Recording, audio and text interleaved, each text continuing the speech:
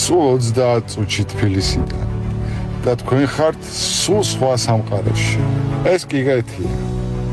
დასახლება 1200 მეტრის სიმაღლეზე, სადაც ცა უფრო ახლოს არის და ჰაერი უფრო სუფთა. აქ ყოველი დილა იწყება პანორამული ხედებით მთებზე. ტყე, მთები, ჩიტების ბულბული, უსასრულო ჰორიზონტი. ეს შვებულება არა, ეს ყოველდღიური რეალობაა. კიკეთში არის ყველაფერი, რაც დაჭირდებათ კომფორტული ცხოვრებისთვის.